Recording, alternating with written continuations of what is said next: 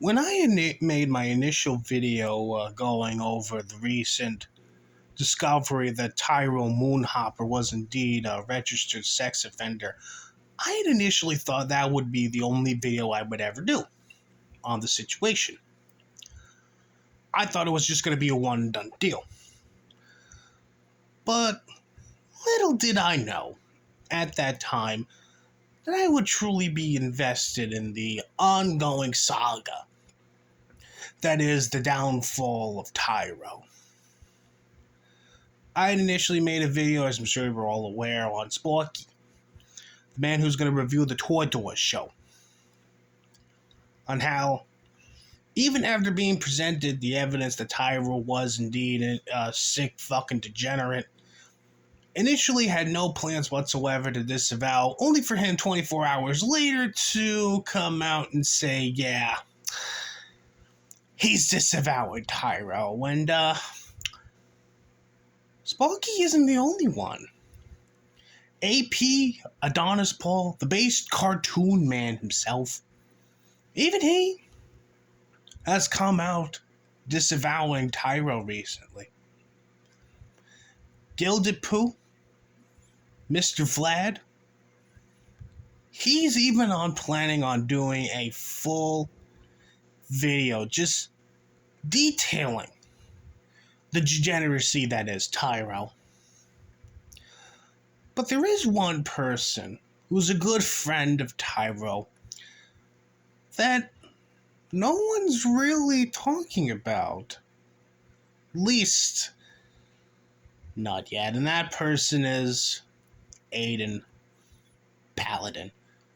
I had made a joke in my initial video going over Tyrell, saying that, oh, I wonder if Aydin Paladin's good friends with Tyrell, seeing as how Aydin Paladin is into the same disgusting stuff in Tyrell, and sure enough, turns out to be true. Aydin Paladin is indeed good friends with Tyrell. Tyrell, at least as far as I can tell, is in Aydin Paladin's Patreon exclusive server. And I believe he might also be in Aydin Paladin's little D&D server there, the only public server that Aydin Paladin hosts, or is associated with, or runs, I don't know. But no one's been really talking about Aydin Paladin and her association with Tyrell. And even though it should come as no surprise that Aydin Paladin has no doubt been made aware of the recent allegations about Tyrell by now, you're not going to see her hot takes on the Tyrell situation on Twitter. Absolutely nothing on Aydin Paladin's Twitter in regards to the Tyrell situation. So given the fact that Aydin Paladin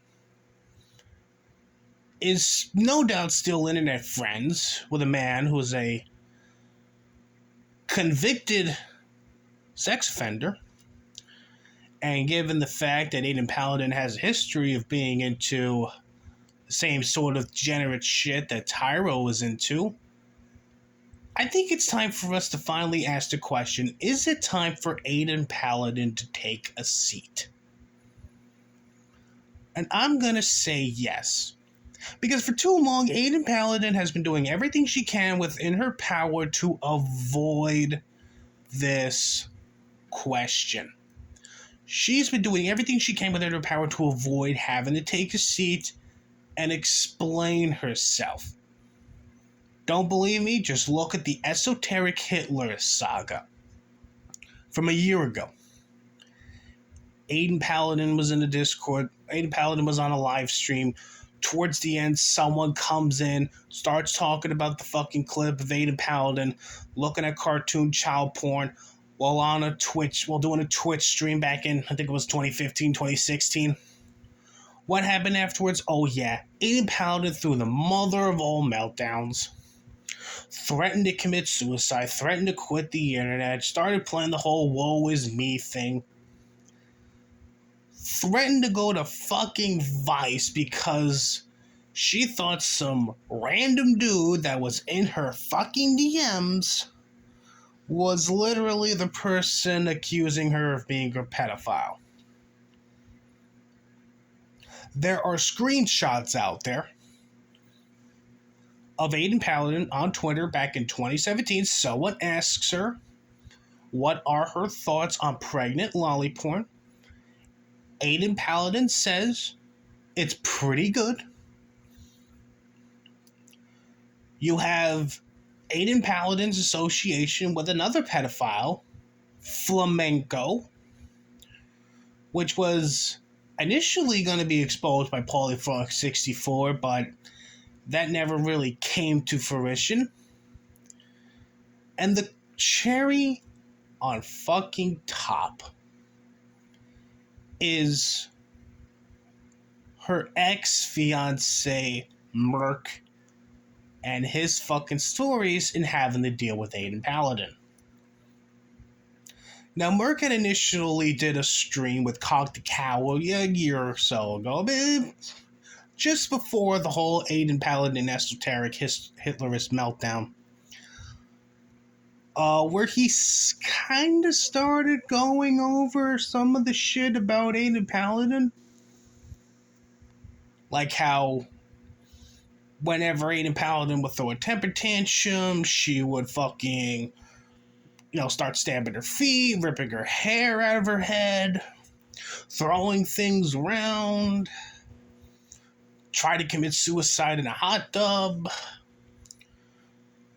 literally got drunk at an airport when Merc was trying to pick her up, and then she started screaming, "No, get away from me," and a plethora of other things. But one thing Merc said in the stream is he has a whole lot more on Aydin Paladin and has yet to go public with it. I think it's time that Merc finally came public with what he knows about Aydin Paladin. Because even though the stuff on Tyro is just the most heinous thing you can ever find on a person, there are definitely some skeletons in Aydin Paladin's closet that Aydin Paladin does not want revealed to the world. And I think it's time that we shed a light on those skeletons in the closet.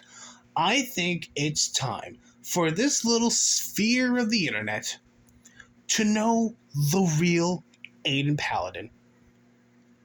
If Aydin Paladin is fucking sitting on her hands and refusing to talk about Tyro, refusing to disavow Tyro, even after everything we know about him has already been made public, it kind of makes you wonder just what sort of secrets Aydin Paladin has. And I think, nay, I know, we have a duty to show the internet, and to a larger extent, Aydin Paladin's pay piggies, her Patreon supporters, the people who buy her merch, the people who give her fucking super chats and are still subscribed and watch her content even to this day. We have an obligation to show these people who the real Aydin Paladin is. Just who exactly are they giving money to? It's time we expose Aydin Paladin for who she truly is. And the sooner we get this over with, the better, because the more we sit in our hands and we do absolutely nothing, the more nothing is gonna change. It's time for Aydin Paladin to take a seat. It's fucking time. And we gotta make sure that Aydin Paladin does absolutely nothing whatsoever to avoid having to take a seat. Because remember, the more she avoids having to take a seat, the more things are not going to change. Just remember that.